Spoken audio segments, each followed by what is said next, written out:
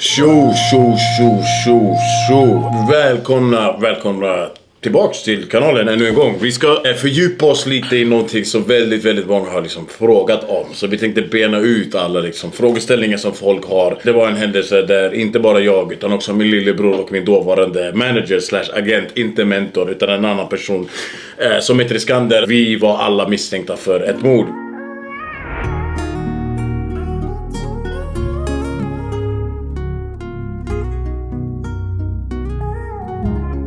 Det var en kille som hade hittats död på en gräsmatta, ihjälskjuten i huvudet. Det var en tuff period för, tror jag, alla inblandade, verkligen alltså. Så att vi kommer idag att göra en storytime / Q&A. Jag kommer liksom berätta lite och sen kommer alla i delar ställa lite frågor. De populäraste frågorna, för det finns väldigt många.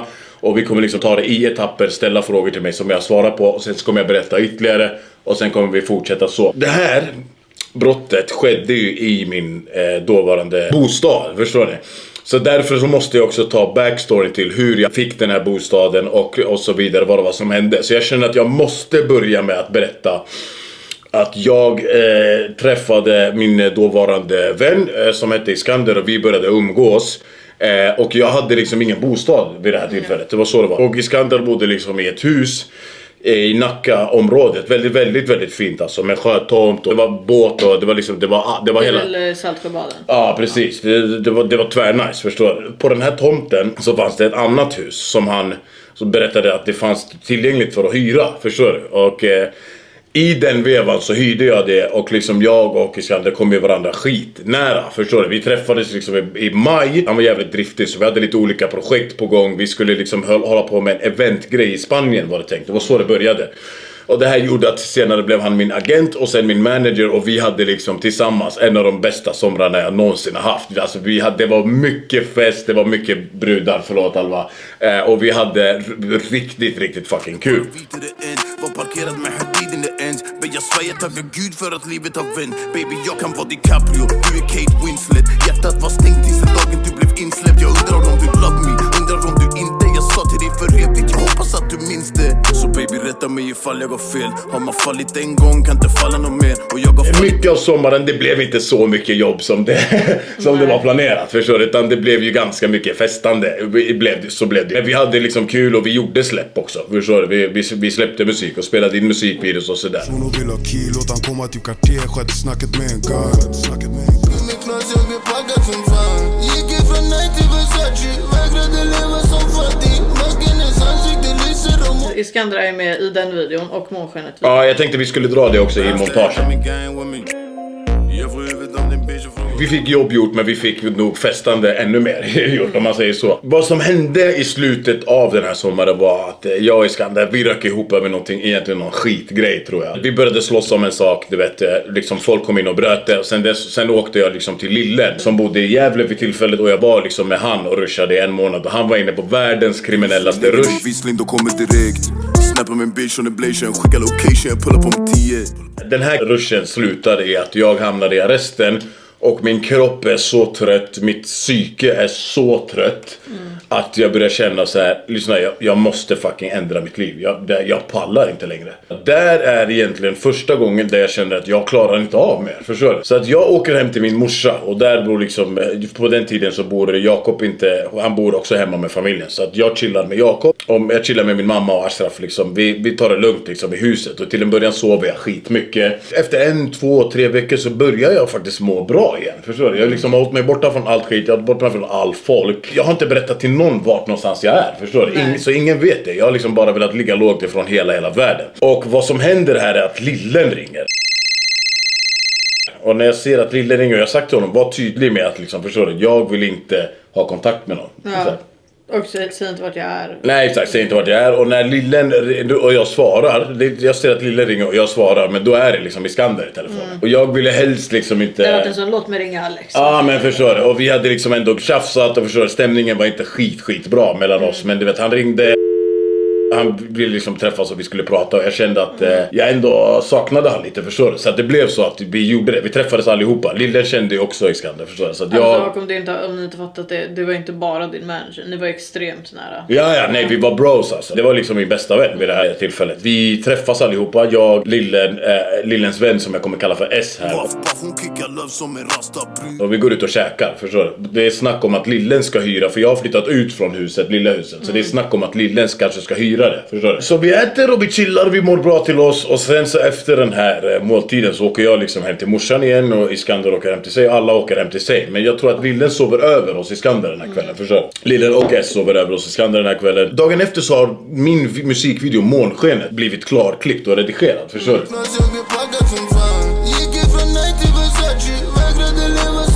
Och Iskander var ju med, alltså en stor del till att det projektet blev löst, förstår du? Han hittade en location och hittade en filmare och sådär. Han var ju också med i videon, så att vi ville liksom kolla på det färdiga klippet. Vi tyckte om låten, vi visste att videon skulle vara fet. Iskander ringde mig, jag tror att det var någonstans vid 8-9 tiden och sa men du vet, kom förbi och så kan vi liksom kolla på Månskenet, videon, tillsammans, du vet. Och det gjorde jag, så att jag åkte dit. Där kan jag väl säga att vi liksom blev vänner till 100% en gång till, förstår du? När det ut. Exakt, precis. Det var liksom till och med snack om att vi skulle börja igen med musiken, att vi liksom tog tag i kanske jag flytta in igen. Exakt. Han hade ju hållit sig ren på sitt håll, jag hade hållit mig ren på sitt. Ingen av oss hade liksom festat. Och vi kollar på den här musikvideon om och om igen. Och så någon gång så skämtsamt så säger jag typ såhär, ja men du vet, för det hade ju varit komiskt om vi skulle hämta Schleif. Och då var det redan typ 3 veckor. Exakt, vi hade liksom ändå börjat träna och liksom börjat må bra, du vet, fysiskt och psykiskt. Det hade varit helt löjligt om vi skulle hämta Schleif. Så du vet, jag sa det uppenbarligen som ett skämt. Och vi garvade åt det och sen så pratade vi om något annat. För nästa gång så sa han, eller ska vi hämta Schleif, du vet? Alltså garvar jag åt er, du vet. Och grejen är att så här är det varje gång vi har bestämt oss för att festa. Så blir det så här. Ja, exakt. Att någon drar ett skämt. Att man är kanske, men idag ska vi inte göra någonting. Nej, exakt. Bara, förutom att schleifa. Så garvar vi. Eller ska vi? Och så började det. Så det här höll på. I 4 timmar höll vi på med det här skämtande fram och tillbaka. För att ingen av oss ville, men båda ville samtidigt. Efter ett tag så började vi märka att skämten hade mer övergått till att, du vet, scrolla på iPhone och kolla om liksom... Ja, det blev ju så till sist. Plötsligt hade skämtet blivit verklighet. 4 på morgonen åker vi ut till Västerort. Löser Schleif och påbörjar borstandet. Bam, bam, bam. Bam, bam, börjar till och med röka.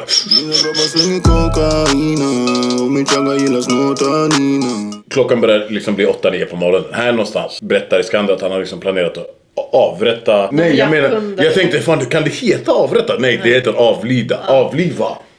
Avliva sin hund. Referens till dialogisavsnittet Japphunden. Du vet, veterinärjapten, eller vad säger man? De avlivar hunden. Ja, stackaren, den dog. Iskander var ju uppfödare till hundar på den här tiden. Han hade hemma sammanlagt 30 hundar. Varav 29 var liksom chihuahuor. Och det är sant, det är inte ens överdrift. Det är 29 var chihuahuor. Och den här 30:e var liksom en amstaff som hade blivit gammal och, du vet, hade svårt att äta, svårt att liksom gå ens. Det här var liksom en grej som han hade skjutit upp väldigt länge. Så jag vill inte ta tag i det här. Men man vill ju inte avliva sin hund. Nej, men det kan man ändå förstår du? Så att han kände att fan, det är nog dags, alltså, förstår du? Så att vi valde att åka med den här hunden, åka till en veterinärsklinik, få den avlivad. Kom tillbaka, då var han mådde extremt dåligt över det här, förstår du? Så att vi börjar liksom, vi åker ut till Västerort ännu en gång, såklart. Och hämtar ännu en 5-ish och påbörjar ännu en gång.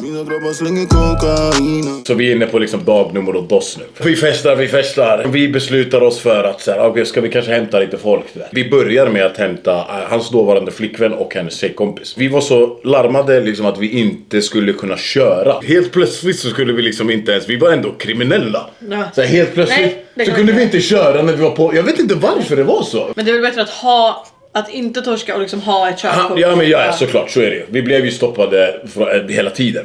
Så, men, och så inte var som Alex kan inte köra bil nykter ens. Så nej, att jag skulle köra, det fanns inte ens på kartan. Förstår du? Du bara får han bara, men nej. Nej, jag hade till och med knullat hans bakruta vid något tillfälle när jag hade trott att jag kunde köra. Och det var, Alex, om ni har sett dialogiskt, Alex har ju trott några gånger att han kan. Jag krockar in i bilar, folk sitter med barnstolar i bilen, jag råkar köra in i, jag kör in i 5-6 bilar, alltså på riktigt. Det blir alltid tjorba utav det. Tjejerna skulle hämtas, vi visste bara inte hur ska vi få till det. Vad vi gör då är att ringa in den här personen, Mohammed Lefyra, som tyvärr avled dygnet efter. Han hade ju bil och han hade körkort, så han åkte ut till tjejerna, hämtade dem och då började liksom festen på riktigt, förstår du? Det kom och gick folk fram och tillbaka. Det kom becknare dit, vi åkte till becknare utåt och hämtade mer. Vi hämtade alkohol, sprit. Bekanta kom väl? Ja, bekanta kom till. Det var nice, det var en bra kväll, förstår du? Det var en riktigt bra kväll. Hade du några frågor i det här skedet? Ångrar du din och Iskanders relation eftersom att det blev som det blev till sist? Nej, absolut inte. Jag behövde han liksom i mitt liv och han blev vi blev skitnära väldigt snabbt och umgicks väldigt intensivt. Jag är ledsen ändå på något sätt att det blev som det blev, att det här var tvunget att hända på det här sättet, att vi var tvungna att liksom glida isär på det här sättet, för att vi hade en ändå tight liksom relation där vi hade mycket förståelse för den andra, förstår du? Visst, han gjorde brända grejer ibland, jag gjorde brända grejer ibland. Men i slutändan så blev vi alltid sams, förstår du? Så att nej, jag ångrar inte det. För den här händelsen förändrade hela mitt liv och gjorde mig ändå till den som jag är idag. Jag tror att droger har en stor inverkan på vad som hände. Hade det hänt om du var ren? Situationen på den här festen hade aldrig uppstått om det inte fanns droger och om det inte var fest, förstår du? Det hade aldrig hänt. För då hade inte Hannes kommit dit och förstår du? Nej, exakt. Så vi fortsätter. Vad som händer nu är att det finns ju en puffra här, förstår du, i omlopp. Det fanns tillgång till ett vapen här och det här vapnet liksom visades upp vid något tillfälle under den här festen. Festen pågår alltså nere i mitt hus där jag bodde, förstår du?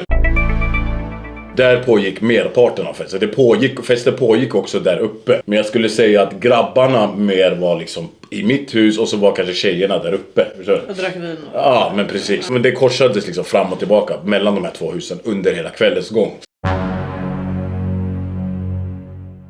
Men vid något tillfälle så liksom tas det fram det här vapnet. Det här vapnet är ju som väldigt många andra vapen liksom ifrån jugoslaviska inbördeskriget. Vilket många vapen är. Det var ju bra skick, men det är liksom ändå gammalt, förstår du? Det här vapnet håller vi alla på med. Inklusive liksom den här personen som till sist dog, förstår du? Höll på att trixa med det, höll på att mantla ur kulor och fånga. Poserade med, förstår du? Och det här liksom höll på att hattas fram och tillbaka. Jag kan tänka mig också att man är så här, om någon gör något coolt med det vill man också så här, man ville toppa varandra hit och dit, klick-klack. Det här håller på så pass mycket att oturligt nog så går det av ett skott under den här ruschen, förstår du? Och det här skottet helt otroligt träffar han som går bort rakt i huvudet, förstår du?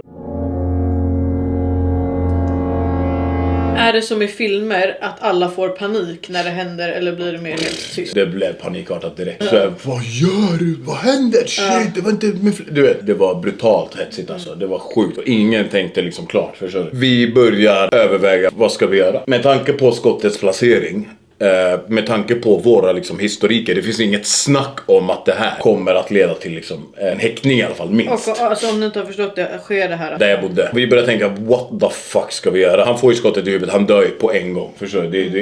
Det är aldrig något snack om att han kanske lever eller inte. Så att man kan... Exakt, så därför är det egentligen ingen stress att ringa ambulans i det avseendet. För det låter jävligt kyligt, men det var så. Förstår du? För det var så tydligt att han var död. Men ni tänkte ändå på att göra det? Såklart, vi övervägde ju allt. Förstår du? Alla hade ju någonting egentligen att förlora, förstår du? På en häktning på 1-2 år. Och allt det här så räknar vi in i ekvationen. Så vi beslutar oss för att men vi avvaktar lite och tänker ut en smartare plan. För det är en fest som pågår, förstår du? Så vi går upp till det stora huset. Där liksom tjejerna är och liksom festen pågår.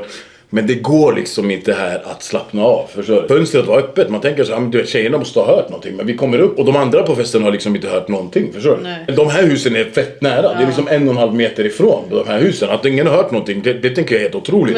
Men som vi sa innan, typ när det här skottet gick av i vår gamla lägenhet, ingen ringde ju polisen då heller. Nej, så man exakt. hör ju nog inte så högt som man tror kanske. Jag tänkte att polisen skulle damma in red bara efter några minuter för att de hade hört att grannarna hade hört skott. Men vi kommer på liksom allting på festen var liksom som vanligt, förstår du? Så vi liksom försöker att glömma bort vad det är som händer där. Men hela tiden så liksom när man börjar prata med någon, man säger bara några ord och så liksom avbryts man av att man får en flashback av tanken av att Det ligger en kille som är skjuten i huvudet Det måste ju kännas helt overkligt. Alltså, nej, det var helt stört. Det går inte att förklara hur sjukt det här var. Du vet den här magkänslan. Det var så jobbigt. Det var så fucking jobbigt. Och jag liksom tyckte så jävla synd om den här killen liksom. Jag visste att han hade en tjej. Jag tänkte shit vad sjukt att han inte kom hem till henne. Tanken var ju att den här killen skulle liksom vara där på natten och köra hem på morgonen. Nu börjar klockan bli 12:01 på eftermiddagen. Och hans tjej börjar ringa såklart, du vet. Och hon ringer liksom till en början tror jag till hans mobil. Får ju inget svar där uppenbarligen, du vet. Nej. Hon ringer till Iskander och liksom jag tror att Iskander säger men du vet han drar bara någon valsare typ att säga han skulle typ åka och hämta knark. Han säger någonting som är helt dumt, helt ologiskt, förstår du? Så vi ville inte liksom gå ut med det direkt. Och personen som har gjort det här har inte tänkt liksom brösta upp att det här har varit nej, ingen kommer liksom brösta det. Det är helt uppenbart, förstår du? Så vi snackar liksom boysen sinsemellan och kommer fram till att vi kommer härifrån kommer vi liksom chilla lite, förstår du? Vi kommer liksom tänka ut någonting bra, liksom, folk är fortfarande kvar på festen. Vi måste i alla fall få bort dem. Så vi får bort liksom de festande människorna. Nu har också hans mamma börjat ringa. Hans familj börjat ringa. Och de vet ju att han skulle... Alltså hans tjej måste ju ha ringt. Ja, hon ringde som så mycket. Så vad vi gör då är att Lillen rings in, förstår du? Lillen kan lösa en bil. Vi flyttar i alla fall på kroppen. Kroppen måste försvinna härifrån. Jag tänker alltså, det är ett attfallshus. Tänk om någon går förbi och bara så här. Ja men exakt. Som man gör ibland, kollar in och så ja precis. Vänta. Lillen rings in och han vet inte ens varför han är där, förstår du? För man ville liksom inte ta det på luren, förstår du? Så han vet inte varför han är där. Han har med sig en kompis och en tjej som han typ träffade vid en period där, du vet. Ja, jag tror inte de var tillsammans. Nej, men det beror på, i hennes ögon tror jag att de var det. Men jag vet inte liksom riktigt hur det där låg till. Så hon kommer och parkerar bilen och vi säger till henne liksom, grabbarna, nu är vi liksom ändå en folksamling här på trädgården, förstår du? 3 på natten, du vet. Det har nästan gått ett dygn där. Ja, och vi har varit mer och mer vakna och vi blir mer och mer knepiga hela tiden. Ni som någon gång har varit med folk som knarkar eller har knarkat. Ni vet hur stissig man blir när man inte ens har gjort någonting. Alltså, förstår du då? Det ligger en död kille här. Jag har varit vaken i 3 dagar. Ja. Jag tror brorsan och hans grabb också hade varit en 2 dygn. Förstår du? Det är så stressigt här att vi som är där glömmer att berätta för Lillen och hans kompis varför de är där. Och vi bara liksom går in i huset. Så bara ligger en död kille där, förstår du? Och de liksom går in och bara shit! Alltså du vet, de blir så stressade över det här, förstår du? Men stackars då. Ja. Det var sjukt dramatiskt där. Och vi började liksom överväga, vad fan ska vi göra? Ska vi bränna upp huset bara kanske? Eller liksom så här, förstår du? Alltså med han i då? Ja, men typ. Eller liksom, hur ska vi liksom göra det här? Så till sist så börjar vi liksom paketera, alltså kroppen. Du vet, det låter helt sjukt, men det var så. Vi paketerade kroppen. Bar in den liksom i bagaget på den här tjejens bil. Och hon visste liksom inte vad det var. Hon anade ju nog vad det var. Förstår du? Men hon visste inte. Hon var inte med på det här från början. Nej, precis. Det är liksom jävligt oklart vad som ska hända med han. Förstår du? Det är liksom, vi har inte bestämt. Vi har inte gjort några bestämmelser eller någonting. Så de bara i ren panik drar därifrån. Som de sen till och med dömdes för. Förstår du? Du vet, och det här liksom, det var ju... alla 3 är ju dömda för. Ja, precis. Alltså, och varför jag kan sitta och prata om det här är för att hon, tjejen hade ju berättat precis allting. Så det fanns liksom ingen... Rätten köpte det här rakt av, förstår du? Och grabbarna har ju suttit för det och kommit ut för det. Och liksom, så det är redan klart. Det är avtjänat och klart. Så jag kan prata om det fritt. De liksom kör ut och någonstans i Knivsta så börjar det liksom bli ljust ute igen. Och det ser inte bra ut att ligga med liksom en uppenbar kropp i bagaget när det är ljust. Förstår du? Så att vad de gör är att de bara snabbt vill bli av med det, dumpar en kropp på någons gräsmatta i Knivsta och försöker... Alltså på riktigt i någons trädgård? Ja, så var det.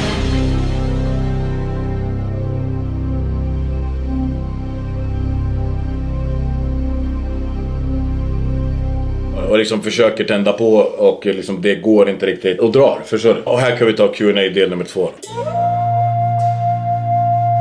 Blev du i stunden nojig för att sitta över något som du inte har gjort? Eller hinner man tänka så långt? Alltså då tror jag att de menar precis när det händer liksom. Ja, shit. det här ser inte bra ut för någon av oss. Alla har trassliga bakgrunder. Alla är liksom bekräftat att vi finns på platsen.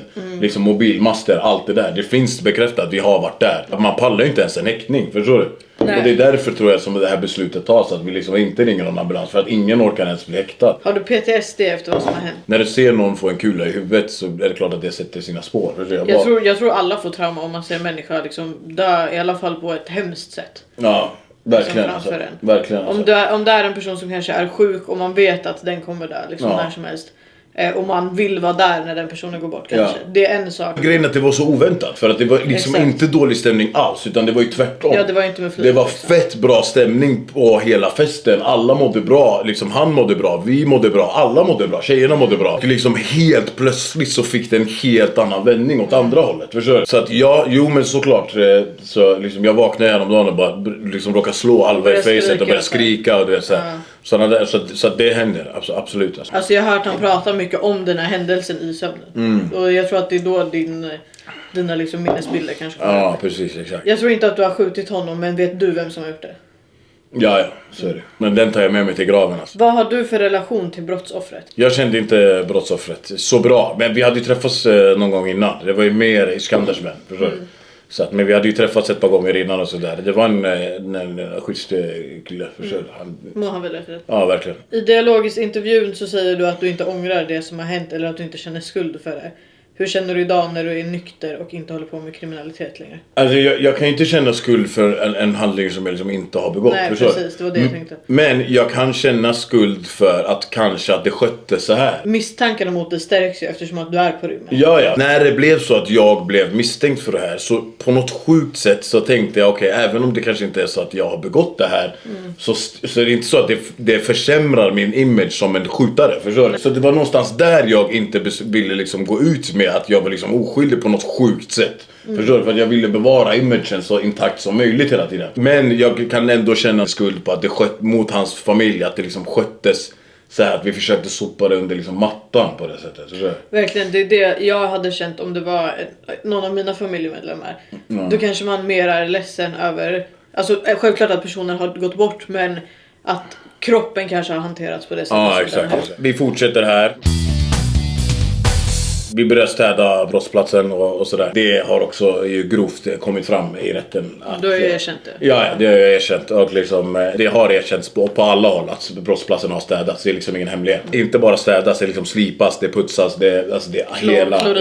överallt. Till sist så åker vi liksom åt olika håll. Alla olika liksom parter från det här som var med åkte liksom åt olika håll. Sköt om er, lycka till, förstår du? För nu har det blivit... Inte ha kontakt. Nej, precis. Och nu har liksom, nu har de börjat ringa, liksom gått ut med att de kommer ringa polis och du vet sådär. Ja. Problemet är att jag har liksom ingen bostad här, förstår du? Så jag har ingenstans att dra, du vet. Mamma kan jag inte åka hem till för att jag liksom, hon fattar ju att jag har knassat till det igen. Jag får liksom inte vara hemma när jag är liksom rushig. Så att vad jag gör är att jag åker till Skåne till mina släktingar ett litet tag, liksom vill varva ner bara, förstår du? Du vet, de är inte kriminellt belastade eller någonting, det pågår inga ruscher där. De vet inte att du är misstänkt för mig. Nej, de vet ingenting. Och vad som händer då är att lillen blir liksom gripen direkt, du vet, på något sätt. För att jag tror att det är för att de har tagit offrets bil och kört iväg det, för att det inte liksom skulle liksom inte vara kvar på tomten. Någon har blivit torskat med den här bilen och det har kommit fram att det är brorsan som har kört den.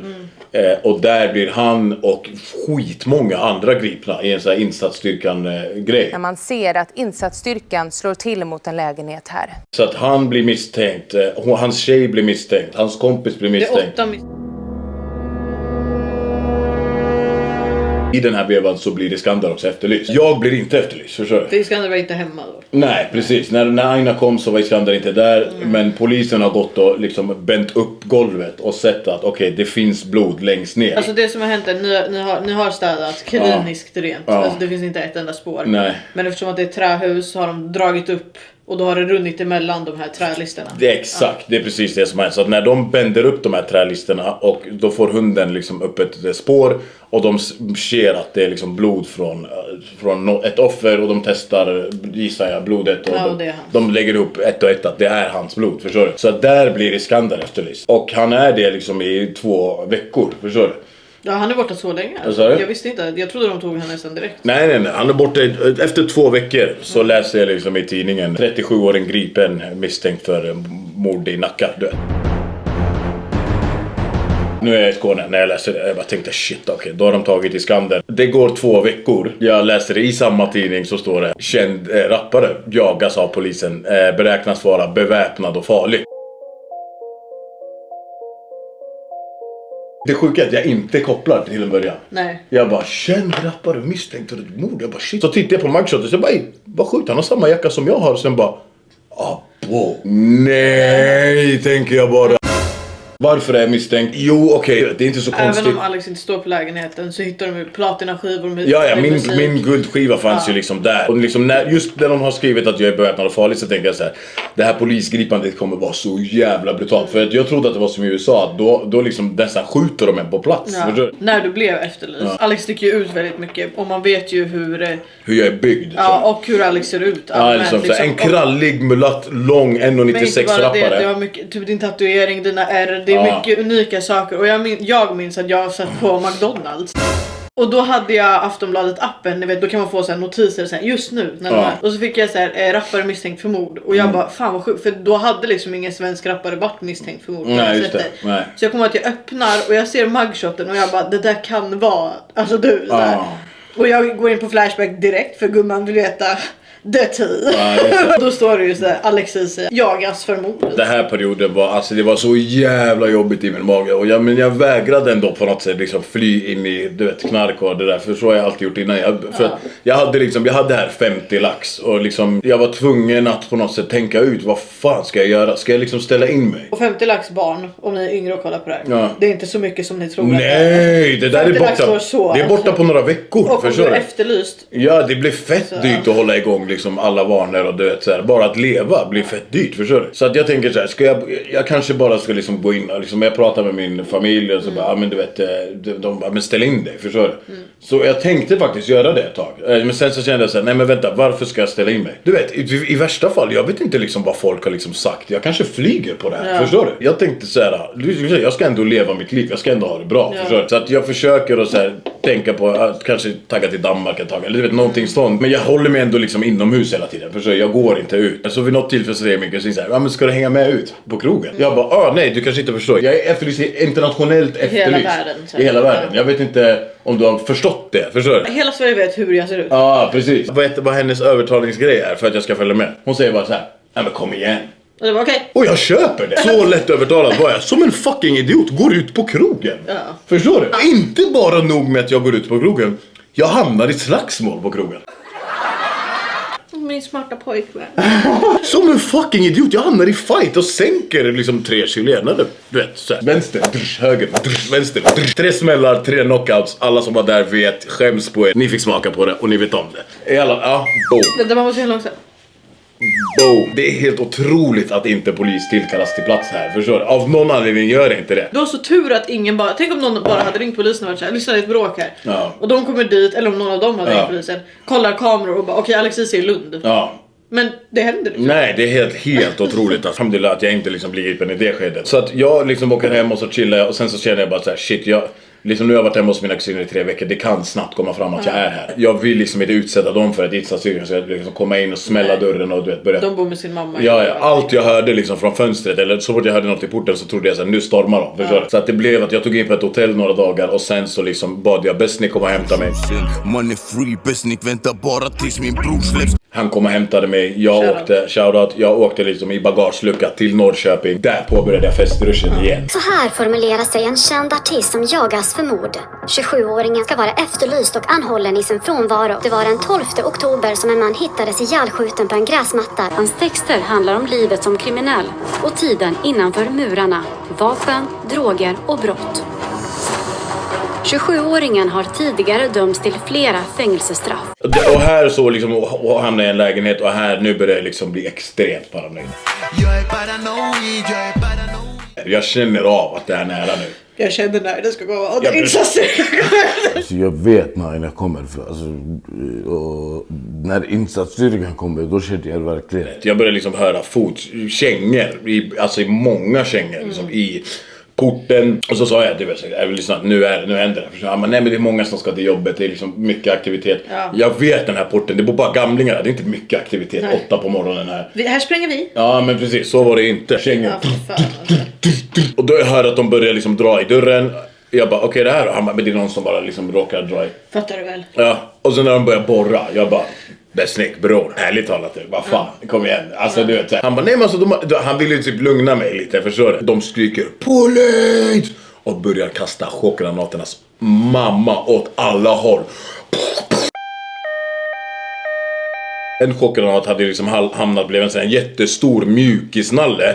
Och hela nallens huvud var liksom bortsprängt efter det här. Det var brutalt hur jobbigt det var. Och jag blev så förvirrad och det lät i ögonen. Det blev jag verkligen skärrad av. Alltså det var sjukt jobbigt hur gripandet gick till. Jag minns tiden Benin blev det life on the run. Jag var efterlyst, de sa jag tog ett life med en gun. Och sen insatsstyrkan kom. Och Besnick blir ju, jag försöker göra en tapper fight, men han blir bankad till grus. Alltså. Ja. Hur länge var du efterlyst för mordet innan du blev gripen? Jag tror jag var efterlyst i en månad kanske. Så det hann ändå gå lite tid alltså. Ja. Efter de första 2 veckorna så blev efter de första 2 blev Isk gripen. Efter de andra 2 så blev jag gripen.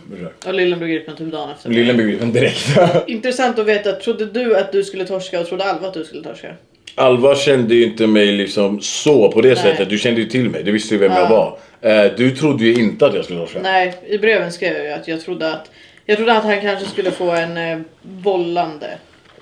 För att jag läste förundersökningen när du satt ju. För att vi hade ju brevkontakt och sådär. Jag hade ju sett att, det kommer vi komma till, att någon hade golat på dig. Jag ville liksom bli kriminolog när jag var liten. Så jag är skitinsatt i vad som är bra bevis och inte. Och det fanns ju ingen bevisning alls. Det fanns ju ingen bevisning. Det var det som var grejen. Jag trodde inte att du skulle åka dit för ett mord. Nej, jag har liksom tidigare suttit för saker som jag inte har liksom gjort. Förstår du?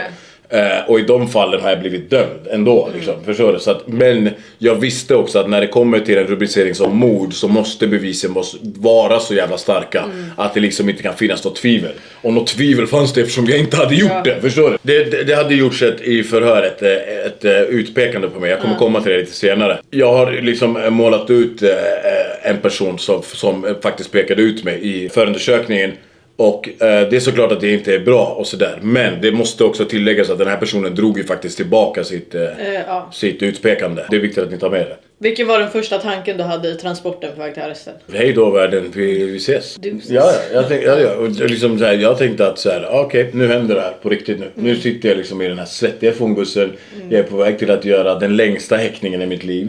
Den jobbigaste häktningen i mitt liv. Jag kommer förmodligen ha restriktioner hela vägen fram till fucking slutet. Jag kommer inte få kontakt med någon. Min båla börjar lämna min kropp. Jag börjar må skitdåligt över det. Jag är kvinna nu för tiden. Ja men precis, mina hormonbalanser är helt förstörda. Det kommer ta skitlång tid att liksom komma tillbaka till mig själv mentalt. Vad fan kommer min familj säga? Vad kommer hända med min karriär? Allt såg jag bara som att det här är slutet på den här svettiga vägen som du valde att gå.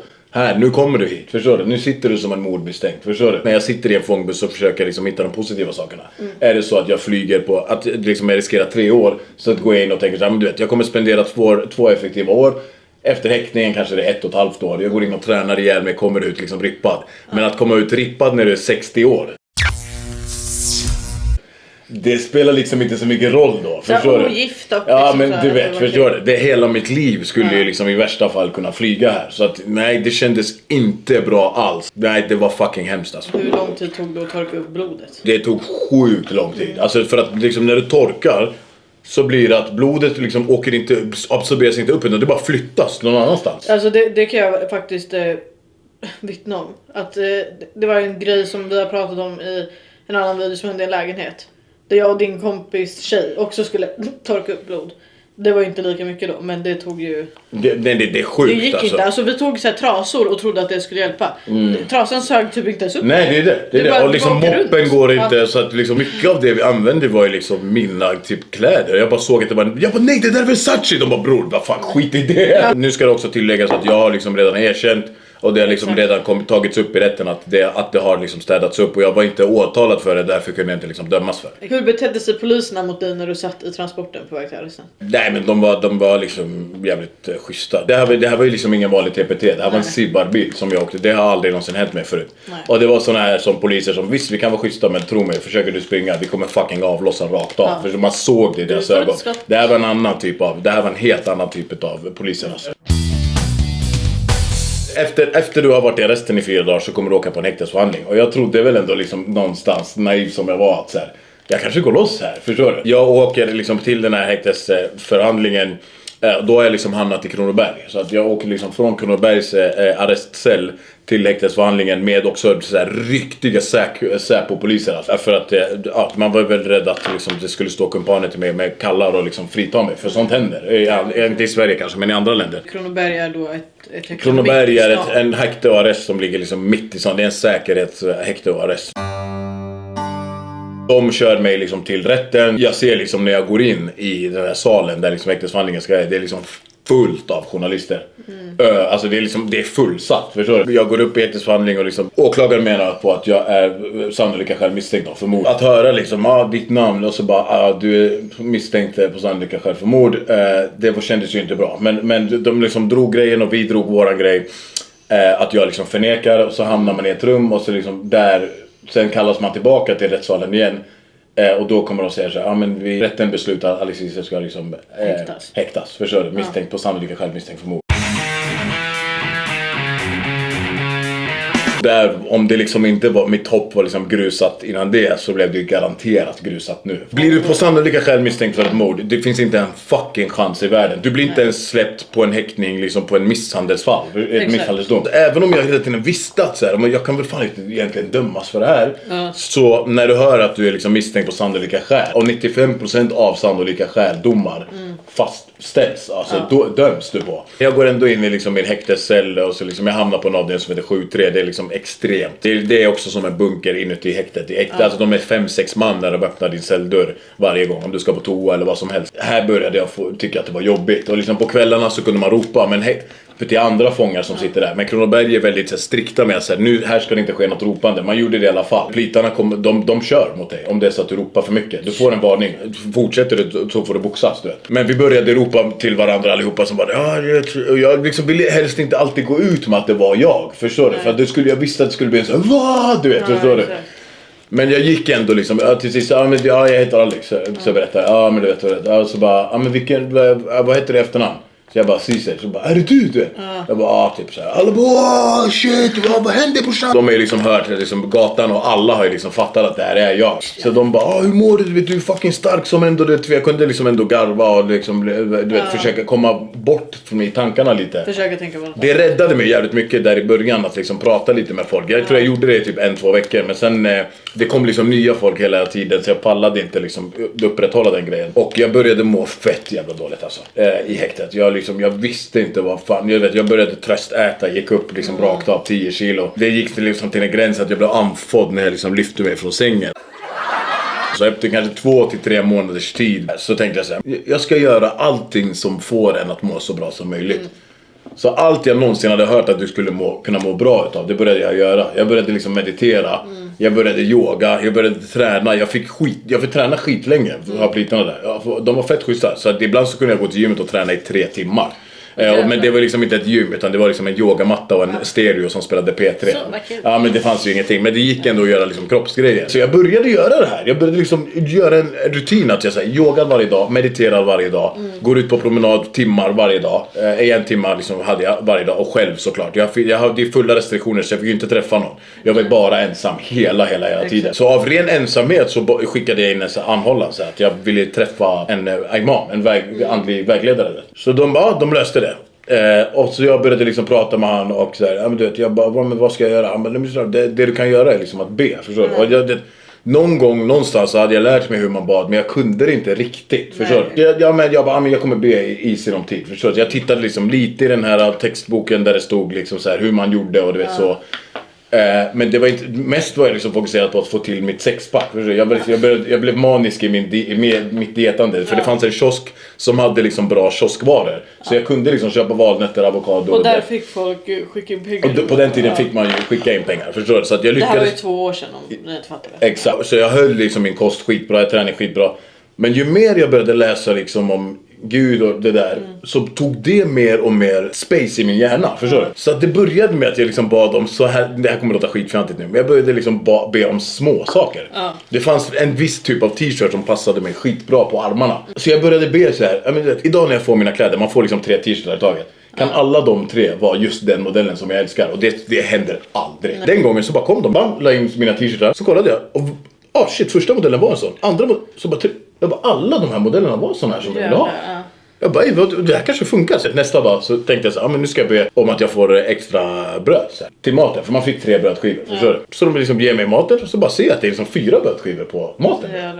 Jag bara, jag fick extra bröd. Så dagen efter jag bara, okej, nu ska jag vara så crazy. För jag tänker så här nu, jag tränar 4 timmar om dagen. Man får fett lite mat från dem. Så att man går runt och är hungrig hela tiden. Så nästa dag var jag så sjuk att jag bara, lyssna. Nu ska jag fucking be om att jag ska få 2 matlådor. Det händer ju, alltså det händer. Det är, ni som har suttit i däckten, ni vet att det händer aldrig. Vid middagen, du vet, så får jag min matlåda. Och det var en matlåda. Så jag bara, okej, satte mig och började äta. Så bara knackade de på, öppnade luckan, så bara, vi hade en extra matlåda till det här. Jag bara, nej men vänta, va? Då började jag fatta så här, okej men vänta nu. Jag har en riktigt bra kontakt med Gud. Jag ska börja be 5 gånger om dagen. Jag ska börja ärligt talat nu bara be om att saker och ting löser sig till det rätta. Så kommer det att bli bra, förstår du? Och jag litar på att Gud inte låter det... Jag började mer och mer inse att så här, Gud skulle inte låta det här ske, förstår du? Det kan inte hända. Och ju mer jag läste liksom Koranens bok och det fanns liksom till och med kapitel i Koranen. För att man brukar säga att Koranen är heltäckande. Det täcker allt.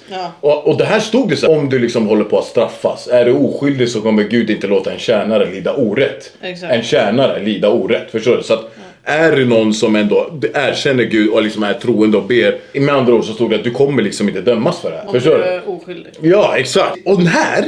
Så började jag må så bra. När jag liksom jag fortsatte med meditation, yoga, kosthållning och min bön. Så började jag må så bra att jag började till och med tänka så här, alltså typ, och om jag får 18 år. Jag kommer bara kunna göra den här grejen i fängelset, göra 12 år effektivt. Eller kanske en life. Och bara så här, må bra. Så bra mådde jag. Helt plötsligt en dag så bara fick jag ett bakslag. För de bara, man får inte skicka in mer pengar nu, sa de. Just det hände när du satt. Ja, och då var jag inne på kanske månad 6. Här så började jag känna... Fan, för att de tog bort hela kiosken direkt, för det finns ingen anledning att ha en kiosk om du inte får cash. Det fanns liksom cigg och snus. Så att jag började jag var så jävla hungrig hela tiden. Och när jag blev hungrig så orkade jag inte hålla igång alla de här sakerna som jag hade igång, förstår du? Alltså nu pratar jag allvar att maten är så lite att du svälter inte, men du kan andas. Så lite mat är det. Alltså på riktigt nu. Det är så lite. När Alex är hungrig då vill man inte ens umgås. Nej, precis. Så att det här hungern gjorde att jag liksom förlorade mina rutiner lite. Förstår du? Inte med bönen och så, men alla andra rutiner. Jag började må så dåligt utav svälten, förstår du? Och det var också Ramadan där som jag gjorde liksom, men med så här lite mat. Jag gick ner alltså 15 kilo rakt av. Folk verkar tro att svenska häkten är typ bra. Om man sitter isolerad på det sättet Alex satt, då räknas, alltså om man kollar, det står på internet, efter 24 timmar, det är en tortyr. Exakt. För människor. Precis. Om du sitter isolerad i ett rum som jag gjorde, nu var jag inne på 6:e månaden. Jag började märka att min hjärna började få psykos. Alltså när vi skulle träffas när Alex kom ut, då sa han så här, han bara liksom, jag kan inte prata så bra för att jag har inte pratat med något. Nej, exakt. Jag började stamma. Efter 5:e, 6:e månaden så började jag stamma. Efter ett tag så började jag få, det här, jag vet inte om jag berättade det här för dig, men jag började få sådana psykoser att min hjärna började dra upp scenarion om att jag en annan gång hade varit häktad. För en grej som inte hade hänt. Så jag ringde Sargon och bara, kommer du ihåg när du friade mig i hovrätten för en grej som jag och Lillen hade gjort? Och allt bråk handlade om det där. En tjej som jag hade varit tillsammans med och sen Lillen hade varit tillsammans med. Vi har aldrig någonsin varit tillsammans med samma tjej. Ska tilläggas. Han blev orolig. Han bara, okej, det här har liksom... Alex, jag vill inte säga det för hårt, men han bara, jag tror att häktningen börjar liksom skada din hjärna, förstår du? Jag kommer ihåg just faktiskt ett brev jag fick av dig. När du bara, det här är hemskt alltså. Ja, du bara, kolla human rights, det här är tortyr och det här är rehab någonstans. Jag började må så jävla dåligt när det började liksom gå 6-7 månader. Någonstans här, jag tror att det var kanske månad 2 eller månad 3. Hade de ställt frågan till mig så här: du säger att du inte har gjort det här. Jag bara nej. De bara, men hur kommer det sig att den här personen säger att du har gjort det? Förstår du? Det är där jag liksom börjar fallera. Och det är där jag börjar liksom tro att jag kanske åker på det. Förstår du? För att någon har liksom pekat på mig. Någon som är inblandad i utredningen pekar på mig och säger att jag har gjort det. Och det gjorde ju också att liksom här när vi går in på 6-7 månaden så börjar mitt hopp, det går i perioder. Ibland känner jag, men det är klart att jag kommer gloss. Ibland känner jag liksom, du vet, nej, men jag kommer åka på det. Så jag började liksom skriva låtar. Jag skrev liksom Miss You.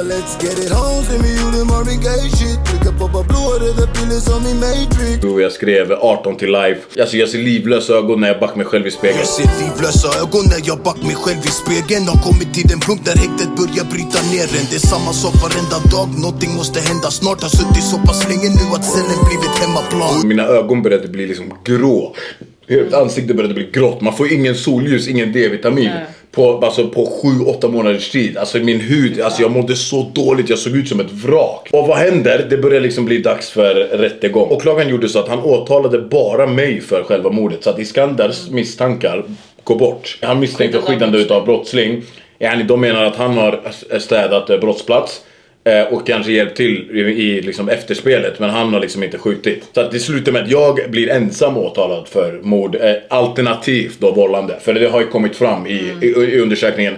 Alla misstänkta inblandade har liksom gått ut noga med och sagt att lyssna, det här är inte ett mord. Nej, det här är ett vållande. Så att jag blir misstänkt för mord och vållande då, alternativt vållande till annans död. Efter ett tag så börjar rättegångarna. Jag tror inte ni fattar. Alltså när jag såg hur alla såg ut. Alla såg ut som olika människor. Alltså när Iskander kom in, jag kände inte igen att det var han. Shit, så mycket hade vi förändrat, så mycket hade häktet bitit på. Killens kompis S var liksom, hade gått upp kanske 40 kilo. Iskander hade blivit helt smal och långhårig, så han såg inte ens ut som, han är helt kritvit. Och från ingenstans hade lillen blivit bitig. Han har liksom alltid varit han är den enda som inte såg helt. Han såg ut så här ut. Jag bara lyssna, vart fan har du suttit du vet? Lillen hade bara Philip Plain-kläder. Jag bara nej. Kom inte att se ut som en gangsterrappare i en rättegång. Jag vet att Alex hade så skjorta. Ja, det så spelade miskin så här med skjorta och du vet så här pullover, du vet. Det här ska ju pågå i 1 månad, höll den här rättegången på. I 1 fucking månad tog vi oss till Nacka tingsrätt tillbaka. Jag skickade tiden åt mig. Jag trodde det skulle vara så 2 dagar. Det var sån här långt. Det tog aldrig slut den här fucking rättegången. Men berätta inte för någon. Jag bara, men hur fan ska jag komma ihåg? Nej, det var liksom en säkerhetssal så att folk som, det var inte väl som helst att vi komma in dit. Men rättegångarna börjar. Det enda bevisningen som fanns på mig var ju ett utpekande. Och det utpekandet togs ju tillbaka. Det här var det liksom det enda vittnet. Och när det vittnet blir inte trovärdigt, då förlorar ju de hela sitt case. Så att om det finns ett vittne som sa det var han, och sen så tar vittnet tillbaka det. Och det är som att jag ska gå nu och säga så här: Alex har slagit mig typ. Och sen så kommer det här upp i rätten och så säger jag där så här: nej alltså jag ljög. Inte bara har du ljög utan det kom fram att du har ljugit om massa andra saker. Okej, vi är inte ens tillsammans och han har inte slagit mig. Alltså då och så har det kommit fram att vi var tillsammans. Nej men vi bor inte ihop. Och så kom det fram. Så var det. Förstår du? Så att vittnet räknades som otrovärdigt. Men det är ju verkligen inte säkert i alla fall. Eftersom media har liksom målat upp en bild av mig som att vara liksom armed and dangerous. Förstår du? Det fanns ju en chans att liksom rätten skulle titta på det här och tänka så här, men det är ju okej, kanske inte finns det bevis nog, men det är ju förmodligen han. Så vi bara kastar ut någon Hawaii-dom. Förstår du? Så jag tänkte i alla fall att tingsrätten blir kanske svårt. Vi tar dem liksom sen i hovrätten kanske då. Men hovrätten, det skulle vara liksom 2 månader man måste vänta. Jag klarade seriöst inte av 1 dag till i häktet. Jag började ärligt talat bli självmordsbenägen. Efter 7-8 månaden alltså tyckte jag att det var så jobbigt att jag kunde gråta ibland. Förstår du? Det var sjukt fucking tufft. Nej, det var sjukt jobbigt för alla inblandade. Det jag ber om till Gud är så här, snälla låt mig liksom bli fri i tingsrätten. Förstår du? Det är det jag ber om. Och vad händer? Tingsrätten sista dagen är avklarad. Mina sista 5 dagar fick jag spendera tillsammans med en gambiansk kille. Det var liksom första gången jag fick träffa människor förutom i rättegångssyfte. Och det var sjukt kul liksom. Jag har börjat få samsittning med en annan kille min sista vecka. Förstår du? Så det är liksom enda gången jag har liksom fått mänsklig kontakt, eller vad man ska säga, förutom rättegången och advokater och sådär. Jag började liksom fråga honom mycket. Men tror du att jag går loss? Tror jag inte att jag går loss? Och du vet så här. Så han bara, men du vet, han trodde också på Gud. Han bara, men tro mig, du vet. Och så länge du ber om att du liksom blir fri, så kommer du liksom gå loss. Så att jag gör min sista bön, du vet. Så jag bara snälla, låt mig liksom gå fri från det här. Och så liksom går jag in till ställen och sätter mig och spelar kort med den här gambianska killen. Jag väntar ju på att de ska säga Ceesay, du är släppt på fri fot, du kan packa dina saker. Förstår du? Så går det till när man blir släppt på fri fot. Så han öppnar luckan och jag tänker att de ska säga så. Men de säger så här, Ceesay, du har telefon.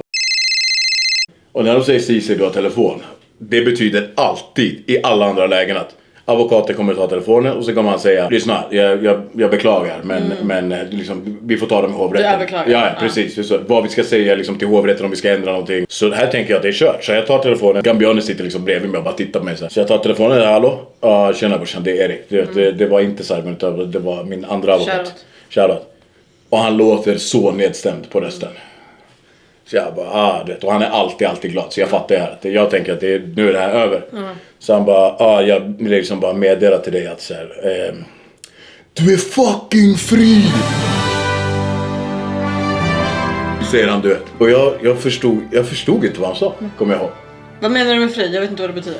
Ja, man sa fri från... FRI eller IRF? Då att jag inte kostar någonting, är det du menar? Att jag är free? Gratis, nej. Okej. Nej, alltså du är fucking fri. Du är fri. Du kommer gå hem idag, nu. Du har rätt att gå ut nu. Där. Ja. Och jag minns att mina ben slutade bära. Jag kunde inte stå på. De bara ramlade ihop. Det är första gången det hänt mig. Ja. De ramlade upp. Jag ligger på golvet. Gambianen fattar vad det är. Han bara, han pratar engelska. Han bara, you are free. Jag bara, I'm fucking free, bro.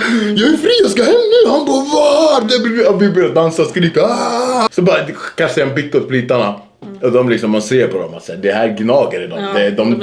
De är inte glada här. Nej. Men jag tänkte, fuck dem, Näklo, Emo, era pappaknullare. Jag är fucking fri, vi börjar dansa. Bara, vad ska du göra då? Jag bara, det första jag säger, jag ska äta en McFlurry cookie då. Så jag pratade med Erik, jag bara, vad ska vi göra? Han bara, vad ska jag göra? Jag vet inte vart jag ska. Ingen tror att jag ska gå loss här. Min familj, alla räknar med det här är liksom, Alex är borta. För på gatan gick riktigt, Alex är borta. Ma'salam, hej då, han är borta. Så jag bara, vad ska jag göra? Han bara, nej men typ så här, kom till kontoret. Jag bara, men vart är det? Han bara, det är typ 50 meter härifrån. Jag bara, va? Så till sist, du vet, jag gick på, du vet, jag tog på mina kläder och kläder har aldrig suttit så bra som de här kläderna gjorde. Du vet, t-shirten satt så bra på armarna, du vet, jag var stadig fortfarande ändå, du vet. Jeansen satt fett bra, jag hittade något Louis Vuitton-bälte, jag tänkte, ajde, jag är klar. Så att när jag blir liksom utskriven där så ska jag hitta, du vet. Jag är så förvirrad att liksom, han bara, gå 50 meter rakt. Men jag har redan glömt vad han sa. Så jag hamnade liksom, så bara, någonstans helt åt helvete, typ såhär, du vet, Södertull. Men jag var så glad att jag bara gick, och jag minns att jag gick runt på gatan och smilade åt främlingar som gick förbi. Och alla kollade på mig som att jag var psykiskt sjuk. För jag hade liksom glömt bort att man gör inte så i Sverige. Alltså jag minns bara att jag var med Emilia. Vi åkte hennes bil så här. Och hon visste att vi hade skickat brev med så jag bara, shit, jag tror hans rättegångar är slut. Så jag bara, fan, jag bara undrar hur det gick. Och du vet, jag kommer ihåg att jag var inne på Aftonbladet och så här. Och det sjuka här är att i samma sekund som jag säger det här till Emilia, så skriver du till mig. Och du bara, jag är fri typ så. Och jag bara, va? Alltså, och det var så konstigt att liksom i den stunden när jag och hon pratade om det, då hörde jag av det typ, och då kom jag också att jag fick en så jävla konstig känsla i min kropp. Jag bara, fan vad glad jag blev. Ja, men det var så mäktigt alltså. Till sist jag ringde liksom med han imamen som Sebbe, som var en sån jävla stor roll för mig. Han var så otroligt vägledande för mig. Jag ringde upp honom, han var skitglad för min skull. Han bara, vi gjorde det, du vet. Jag tog den här taxin till advokatkontoret. Så när jag kom dit så de bara applåderade alla när jag kom in. En champagneflaska gick av. Alltså jag kände mig så klar. Drack du champagnen? Vad sa du? Drack du champagne? Nej, jag gjorde inte det. Nej, jag var extremt troende här. Jo, tack. Om klockan blev bönetid så liksom om jag satt och åt så liksom gick jag in på toa, gjorde wudu och liksom bad, förstår du? Jag brukade väcka, Alex brukade säga att jag brukade alltid vara vaken längre än dig. Ja. Och då brukade Alex säga till mig så här, kan du väcka mig vid 2? Ja, men så gjorde jag, var så otroligt tacksam. Allt hamnade liksom på plats. För jag fattade liksom allt, hela min uppväxt, att det slutade så och att det vände så här. Så att jag kände, jag absolut inte alkohol, absolut inte knark. Jag gick på mål av tacksamhet, förstår du? Det var liksom en ny känsla i min kropp. Jag minns att jag sa till han gambianen så innan jag blev släppt, jag bara, du är på senaste tiden, jag kände en fett konstig känsla i magen. Jag bara, det känns fett bra. Han bara, det kallas för lycka. You're happy. Jag bara, boy, jag har aldrig varit lycklig i hela mitt liv förrän nu, förstår du? Fattar du? Så att vad som hände här var att liksom, du vet, jag drog hem till morsan och du vet, folk som har blivit släppta för någonting vet jag att du kan aldrig sova första dygnet. Så jag hade en skitdålig nattsömn, vaknade upp och redan här började jag känna något konstigt, förstår du? Redan här, alltså det var som att jag mådde fett bra ena sekunden, den andra sekunden började jag liksom känna att jag nästan saknar när de kommer in med den där svettiga frukostvagnen 7.15. För att det fanns ändå en struktur på det. Jag var liksom ändå lite naiv som trodde att jag kunde liksom komma ut från någonting och hjärnan fått så här mycket stryk. Jag var ju nästan psykotisk. Hjärnan har fått så här mycket stryk och jag ska bara komma ut och allt ska vara som vanligt och bra. Nej, det var inte så. Utan jag mådde så otroligt dåligt vissa perioder. Liksom, så jag sa till alla, jag bara, varför mår jag så här? Vad är det som gör att liksom, jag sköter ju mina böner, jag sköter mig, jag bara, men grejen är att jag hade aldrig liksom varit utanför ruschen någonsin. Alltså den gången jag har sett Alex liksom må som sämst nästan, om man inte räknar då när du har varit liksom aktiv i missbruk. Det är typ. Jag mådde fett dåligt, jag ringde det hela tiden, jag bara jag mår så jävla dåligt, vad ska jag göra? Du bodde ju inte ihop här. Så då du brukade ju ringa mig, kan du komma hit så här? Och så åkte jag dit, det enda vi gjorde var att du ville att jag skulle vara där och så kollade vi på film en vecka. Jag mådde så jag hittade liksom inte min plats i livet, förstår du? Och till sist så liksom hamnade jag så här, jag bara lyssna, nu har jag varit nykter liksom, och drogfri och liksom kriminellfri i liksom snart ett år. Jag bara, om det är så här det ska vara, jag bara, ärligt talat, fuck det där. Så vid ett dumt tillfälle så var jag dum, tryckte i mig en tram och sen började liksom ruschen igen, förstår du? Och det pågick liksom fram tills vi åkte till Turkiet nu nyss. Och där lyckades jag liksom hitta igen. När vi kom till Turkiet, då var det nästan prick ett år efter du blev frikänd, tror jag. Ja, precis, exakt. Så det tog ett år till där. Och det året var liksom det var en högre nivå än någonsin, förstår du? Och det jag sa innan om när du fick frågan om PTSD, när jag sa att jag hört dig prata liksom i sömnen och så, det har ju varit under det här året nu när du har varit liksom mått dåligt och haft det missbruket och, det är då jag har hört Alex prata om det här i sömnen och sånt. Så att jag tror att under det här året hade du liksom inte kunnat bearbeta det här riktigt, utan att du har suttit häktad för det, tror att du har bearbetat det där, men du har inte gjort det utan du fick göra det själv på utsidan. Så är det. Shoutout alla personer som var inblandade i den här, du vet, även om det pekades liksom finger kanske åt mitt håll och sådär, alla är liksom förlåtna, förstår du? Det är liksom glömt helt och hållet. Det finns ingenting ont som liksom inte kommer till, men för något gott med sig, förstår du? Tyvärr var det här liksom till priset av en annan persons bortgång, och vi alltså skickar alla möjliga sorters liksom beklagelser till det offrets familj. Det var en otroligt tragisk grej som egentligen inte behövde hända. Livet är jävligt skört och det kan väldigt enkelt ta slut av olika anledningar. Så jag tror att det är viktigt att man liksom, du vet, gör det bästa utav livet och inte, du vet, ältar över gamla saker, utan du vet, försöker att leva i nuet och liksom ha positivitet så mycket som bara möjligt i sitt liv. Alltså det är faktiskt viktigt att vara positiv. Det har vi lärt oss alltså. Ja, verkligen. Och hur du än har varit liksom innan, alltså även om du har varit en dålig människa, bra människa liksom, om du har festat mycket, alltså vad fan som helst, om du väljer att ändra på dig och liksom hur du än har varit innan, så det ska liksom inte spela någon roll i framtiden. Nej, tro mig. Inte för dig själv och inte för någon, alltså i slutändan Gud förlåter om du verkligen vill bli förlåten. Jag var liksom den värsta av de värsta. Och nu känner jag nu för tiden att delvis liksom på grund av det här har liksom mitt hjärta blivit rätt, förstår du? Vi är sjukt glada att ni liksom har hängt med den här gången, och det här är liksom storytimen som jag har känt att det här är nog den viktigaste för mig, förstår du? Och det är väldigt många som har velat liksom få en klar storytime från mig om det här, du vet, och nu är liksom gett mitt riktiga perspektiv, inte något när jag sitter och pratar om att jappa olika hundar. Det känns som innan att folk har dömt dig fast du inte ens är dömd, förstår du vad jag menar? Men det känns nu som att du har blivit mer accepterad och att folk börjar förstå att du inte har begått det här brottet. Och det gör mig jätteglad att se också. Och jag får liksom aldrig den här frågan längre om hur känns det att vara tillsammans med någon som har mördat någon fast du inte ens har gjort det. Nej, precis. Och det är jag jättetacksam för att folk har förstått nu hur det ligger till egentligen liksom. Sjukt kul att ha er med den här gången. Det var verkligen blandade känslor att berätta om det här.